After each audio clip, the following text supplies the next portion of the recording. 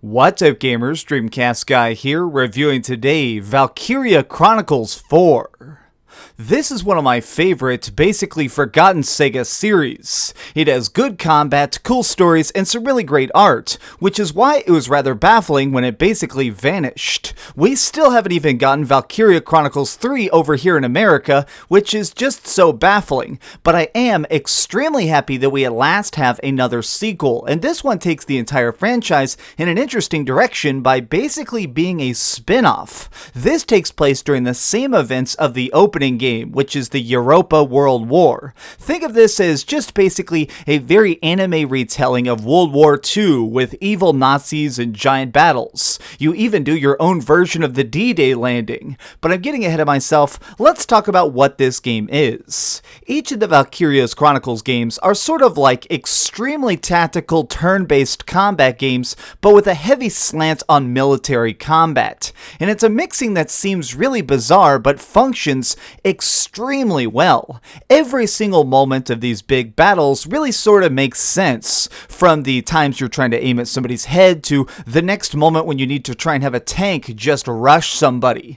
Everything functions in its own aspects, but the thing that truly motivates you is the fact that the story itself is really heartfelt. The Second World War is something we can all understand because it had such clear and obvious villains, and in this, it does the same thing. Essentially, this all takes place on the mythological continent of Europa, which is obviously just Europe. We are part of a smaller army that's being severely outnumbered by this giant invading nation, but they're not necessarily outgunned. While the evil empire does have some really seriously advanced technology, our forces are able to fight a lot smarter. It seems that the only way they're going to actually end up coming out the victors in this giant war is to take over the enemy capital. So the plan basically comes down to this. Even though you are currently being invaded in basically every single corner of your place, you're trying to get your own select force to break through enemy lines and do their own campaign to take over their capital before you end up being completely wiped out. This really amounts to the fact that you're going to be doing a series of very big, very epic battles back to back and learning a lot about your heroes along the way. This game really has my favorite story of any of the Valkyrias so far because it goes a lot more personal. They actually sort of highlight the strengths and weaknesses and the dark past of many of these heroes. It gives us a better opportunity to care not just about the greater conflict, but also in just the connection between the individual units. Now, nothing against the earlier games, but at times it felt like my soldiers were just disposable. If they died in battle, it didn't matter that much since really I wasn't going to be seeing them in cutscenes or having nice deep conversations with each other. Whereas here, almost everybody, when they join your party, actually shows up and introduces themselves to the squad, making it where I actually got a deep emotional connection to them, and it made it where I actually second-guessed myself when I was trying to send them into situations that might put them at risk, because it felt more like I had real party members with real consequences of every single time I lost a match. Now let's talk about the combat itself, because this is truly the absolute greatest part about Valkyria games. So turn-based battles unfold with each party basically taking a giant long turn. When it's your squad's turn to attack, you get to select any of the units you want in any order you want, and you get to move and fire until you're out of points. Everybody is able to shoot once a turn and move until their exhaustion meter runs out. And here's where things really amp up, because all the different styles of soldier fight in very unique fashions. As an example, I really love snipers because they have crazy long range and extremely high accuracy, making it where if I put them up on a nearby hill, I can actually pick off a lot of stronger enemies and make it where other people who are a little bit weaker can move up. And then I'd be able to do stuff like get my scouts who can run incredibly long distances and get them super up to the front lines, because scouts, while they do have weak weaker offense are able to do stuff like spot hiding enemies who are laying down on grass, or spot somebody who's way off in the distance before they're able to sneak up and attack. Or, if you want to be really intense, you can roll up the big guns, which are your tanks. Now, you're not able to use heavy vehicles in every single match, but in certain missions, they're absolutely vital. These things are completely immune to standard fire. You can't just fire a pistol at a tank and expect something to happen, which makes it where it sort of feels like a chessboard in that there are some units that just simply cannot attack higher ranking units. It all sort of builds together to create this heightened feeling of tension, where if you're trying to move up weaker units and scout something out, you may end up bumping against a tank, or if you're trying to roll in your tank, you may end up getting cornered by mortar fire that you can't fight off against, so you have to just throw it in reverse and escape and hope your unit survives the following turns. Now, all of this is very cool, but let's face it, it wouldn't really matter if the missions themselves weren't extremely cool, and thankfully they are.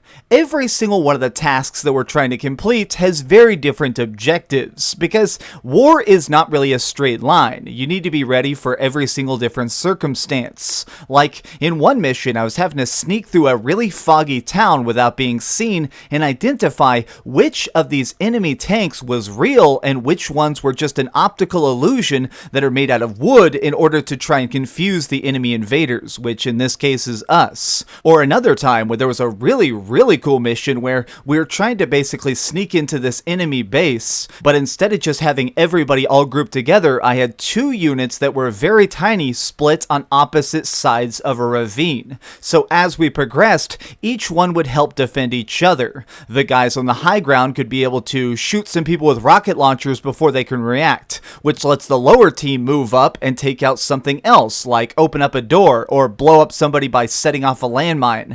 All of this is very cool, and I feel like it makes it where I really wanted to try and play missions over and over again in skirmish to really level up and try and maximize the units I liked most. Now, something that really stands apart the Valkyria games from other RPGs that are sort of similar in style is the fact that you could really customize different stuff about the flow of combat. When you go back to base, you can spend the money and experience you've gotten to level up the exact characters you like to make it where a certain class will have extra special abilities, like snipers. Since I love them so much, I always max them out right at the start, so that way I have extra accuracy and special attacks. But then I can also go over to the research and development part of the base and start spending money to increase the armor plating on my tanks, or maybe I can research a new type of grenade that can go extra long range.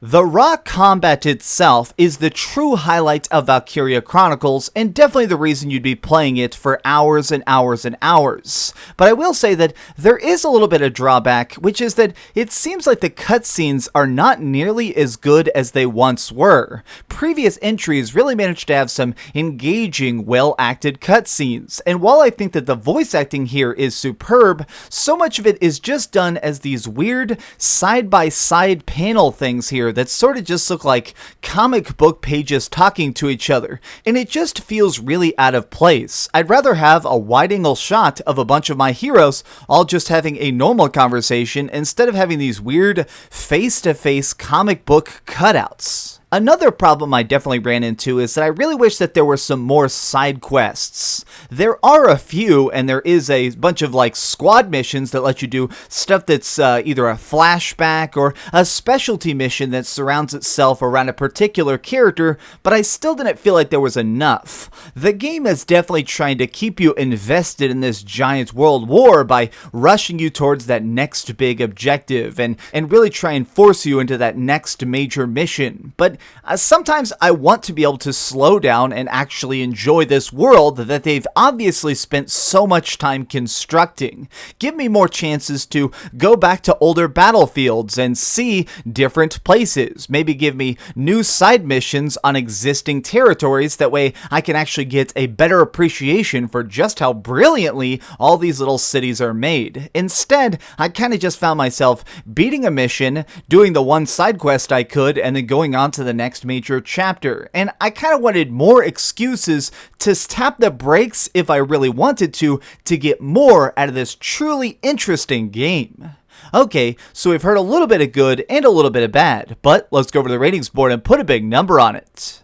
I am giving Valkyria Chronicles 4 a 9 out of 10. This year, 2018, is certainly going to be remembered as something that's had some really good games just pop up out of nowhere, but one thing I'm really kind of just still shocked about is the fact that Sega is really just showing up in such force and giving us, true fans of their series, so many sequels that are truly worth raving about.